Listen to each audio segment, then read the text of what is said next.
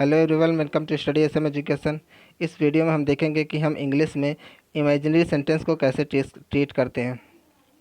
तो सबसे पहले तो अगर आपने इस चैनल को सब्सक्राइब नहीं किया तो चैनल को सब्सक्राइब कर लीजिए और नोटिफिकेशन बिल को ऑन कर लीजिए ताकि आपको नई वीडियो की नोटिफिकेशन मिलती रहे। तो चलिए इस वीडियो को शुरू करते हैं। जैसे यहाँ पे इमेजिनरी सेंटेंस को ट्रीट करने के लिए हमें दो हेल्पिंग वर्ब यूज़ करनी है। सबसे पहले वर और वुड हैव, और दूसरी हेल्पिंग वर्ब हमारी हमारी कौन सी है? हैड बीन और वुड हैव। मतलब वर और वुड हैव और हैड बीन और वुड हैव। अब वर और वुड हैव का यूज़ हम कैसी इमेजिनेशन के लिए करेंगे? इम्पॉसिबल इमेजिनेशन के लिए यूज़ करेंगे। तो इम्पॉसिबल इमेजिनेशन के लिए हम क्या यूज़ करेंगे? वर और वुड हैव। और पॉसिबल इमेजिनेशन के लिए हम क्या यूज़ करेंगे? हैड बीन और वुड हैव। तो चलिए पहले सबसे पहले इसके स्ट्रक्चर को समझने की कोशिश करते हैं कि सबसे पहले हमें क्या यूज़ करना है। जैसे रूल्स फर्स्ट, तो इमेजिनरी सेंटेंस को हम तीन तरीके से बना सकते हैं। किसी भी इमेजिनरी सेंटेंस को तीन तरीके से बना सकते हैं। इसके तीन रूल्स हैं। तो सबसे पहला जो रूल है वो क्या है? हमें सबसे पहले यूज़ करना है if plus subject plus were plus object, comma लगाना है, plus comma plus subject plus would plus have plus verb की थर्ड फॉर्म। कौन सी फॉर्म हमें यूज़ करनी है? वर्ब की थर्ड फॉर्म। तीनों जितने भी इमेजिनरी सेंटेंसेस होंगे उनमें हमें वर्ब की कौन सी फॉर्म यूज़ करनी है? थर्ड फॉर्म यूज़ करनी है। और प्लस रिमेनिंग और प्लस फुल स्टॉप। उसके बाद हमारा सेकंड है, सबसे पहले हमें हैड यूज़ करना है, मतलब जो हेल्पिंग और है बीन वाली, उसका हैड यूज़ करना है प्लस सब्जेक्ट प्लस वर्ब की third form plus object plus subject plus would plus have plus verb की थर्ड फॉर्म और प्लस रिमेनिंग। उसके बाद क्या है थर्ड हमारा? If plus subject plus had plus verb की third form plus object plus subject plus would plus have plus verb की third form और प्लस रिमेनिंग। उसके बाद जैसे एग्जांपल के थ्रू समझते हैं। इस जैसे हमारा फर्स्ट एग्जांपल है, अगर मैं शेर होता तो जंगल में दहाड़ता। अब शेर होना हमारे लिए क्या है? इम्पॉसिबल है। हम इंसान हैं, ह्यूमन है, तो हम शेर जानवर नहीं बन सकते हैं। तो हमारे लिए ये इमेजिनेशन इम्पॉसिबल है। और हम जानते हैं हम इम्पॉसिबल इमेजिनेशन के लिए क्या यूज़ करते हैं? वर और वुड हैव। तो इसका इंग्लिश में ट्रांसलेशन क्या हो जाएगा? If I were a lion I would have roamed in the forest.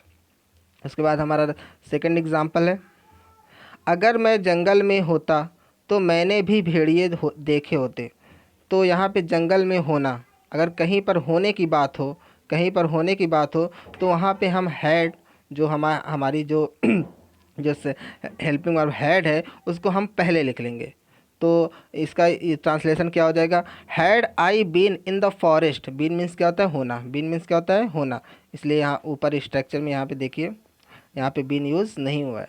यहाँ स्ट्रक्चर में यहाँ पे बीन सब्जेक्ट के बाद डायरेक्ट वर्ब आ गई है। तो बीन मतलब होना ही होता है। उसको हम वैसे लगाना चाहे तो लगा ही सकते हैं, क्योंकि हम उसका यूज़ हमेशा मतलब बीन वाले ही सेंटेंस में कहीं होने के लिए ही हैड, मतलब होने के लिए ही यूज़ करेंगे। तो क्या हो जाएगा हमारा? अगर मैं जंगल में होता तो मैंने भी भेड़िए देखे होते। तो क्या हो जाएगा? Had I been in the forest, had had I been in the forest I would have seen the walls. उसके बाद हमारा नेक्स्ट एग्जांपल है, जैसे अगर मैं डॉक्टर होता तो इस लॉकडाउन में मरीज़ों का इलाज करता। तो इसका ट्रांसलेशन क्या हो जाएगा? इफ़ आई, अब यहाँ पे डॉक्टर जो होना है वो हमारे लिए मान लीजिए पॉसिबल है। तो मैं भी, मतलब कि कोई छोटा बच्चा है जो कुछ बनना चाहता है और उसके लिए अभी पॉसिबल है कि वो डॉक्टर बन सकता है। तो मतलब ऐसी इमेजिनेशन जो आपको लगे कि आपके लिए वो पॉसिबल है, तो आप वहाँ पे हैड बीन यूज़ कीजिए। और जो आपको लगे कि इम्पॉसिबल है मेरे लिए, तो आप वहाँ पे यूज़ कीजिए वर। तो क्या हो जाएगा इसका translation? If I had been a doctor I would have treated patient in this lockdown. मतलब मैं भी इस लॉकडाउन में पेशेंट को या मरीज़ों को ट्रीट करता। आगे देखते हैं हम लोग। जैसे हमारा नेक्स्ट एग्जांपल है, अगर मैं चिड़िया होता तो आकाश में उड़ता। ये जो तो चिड़िया जो होना हमारे लिए क्या है, इम्पॉसिबल है। हम इंसान हैं, जिससे मतलब चिड़िया होना हमारे लिए ये इम्पॉसिबल इमेजिनेशन है। इसलिए यहाँ पे हम क्या यूज़ करेंगे, वर यूज़ करेंगे। यहाँ पे हम क्या यूज़ करेंगे, वर यूज़ करेंगे। तो इसका ट्रांसलेशन हो जाएगा, if I were a bird I would have flown in the sky. उसके बाद हमारा नेक्स्ट एग्जाम्पल है, अगर मैं डॉक्टर होता तो मैं हृदय रोग विशेषज्ञ बनता। जैसे यहाँ पे, वहाँ उससे पहले हमने क्या यूज़ किया था, जैसे यहाँ पे हमने डॉक्टर होने के लिए क्या यूज़ किया था, यहाँ पे हैड बीन यूज़ किया था। और यहाँ पे हम क्या यूज़ किए हैं, वर यूज़ किए हैं। यहाँ पे डॉक्टर होने के लिए क्या मतलब, ये वहाँ पे हम पॉसिबल इमेजिनेशन के लिए ट्रीट किए थे, और यहाँ पे हम कैसे यूज़ कर रहे हैं, तो कैसे ट्रीट कर रहे हैं इसको, इस सेंटेंस को, इम्पॉसिबल इमेजिनेशन के लिए। जैसे मान ले रहे हैं कि अब हम बड़े हो गए हैं, हमारा जो कैरियर था वो अब मतलब कि अब हम नहीं बन सकते डॉक्टर।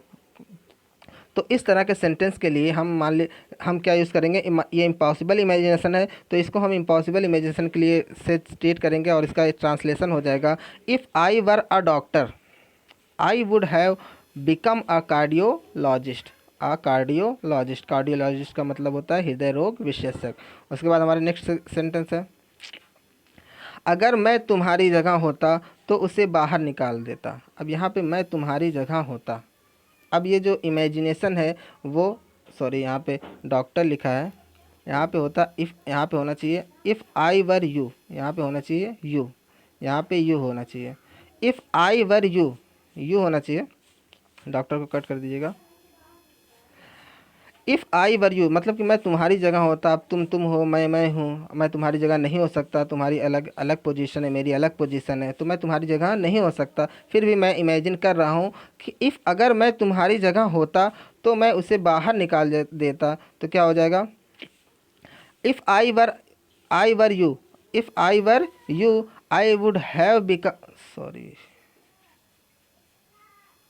सॉरी सॉरी फ्रेंड्स, ये सेंटेंस गलत है।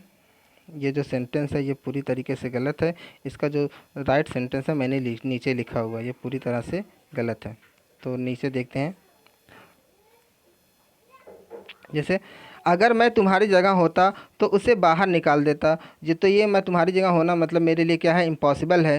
तो मतलब तुम्हारी अलग पोजीशन है, मेरी अलग है, तो इसका ट्रांसलेशन क्या हो जाएगा, if I were you I would have kicked him out. अगर मैं तुम्हारी जगह होता तो उसे बाहर निकाल देता। उसके बाद हमारा नेक्स्ट एग्जांपल है, अगर वह अपनी पढ़ाई पर ध्यान देता तो आज क्यों फेल होता। अगर वह अपनी पढ़ाई पर ध्यान देता तो आज क्यों फेल होता। तो उसके लिए पॉसिबल था ये चीज़ करना। तो यहाँ पे हम क्या यूज़ करेंगे, हैड बीन यूज़ करेंगे। तो इसका ट्रांसलेशन हो जाएगा, if he had been careful to his study why he would have failed. उसके बाद हमारा नेक्स्ट एग्जांपल है, अगर मैं चिड़िया होता तो अपनी माँ के पास तुरंत पहुँच जाता। अब चिड़िया होना हमारे लिए इम्पॉसिबल है, इसके लिए भी हम क्या यूज़ करेंगे, वर यूज़ करेंगे। तो क्या हो जाएगा, if I were a bird I would have reached my mother immediately. I would have reached my mother immediately मतलब अगर मैं चिड़िया होता तो अपनी माँ के पास तुरंत पहुँच जाता। उसके बाद हमारा नेक्स्ट एग्जाम्पल है और लास्ट एग्जाम्पल है, अगर पुलिस वहाँ होती तो दंगा ना होता। अगर पुलिस वहाँ होती तो दंगा ना होता। तो इसका क्या हो जाएगा, अब वहाँ पे कहीं पर होने के लिए, जैसे कि मैंने पहले ही बताया कि अगर कोई चीज़ कहीं पर, कोई सब्जेक्ट वहाँ कहीं पर होने के लिए इमेजिनेशन किया जाता है तो वहाँ पे हम क्या यूज़ करते हैं, हैड बीन यूज़ करते हैं या फिर हैड ही यूज़ करते हैं, यही समझ लीजिए।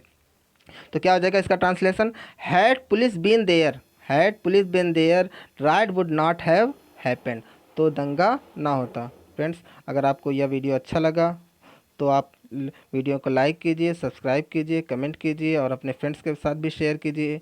Hope you like this video. Thank you for watching this video. Thank you.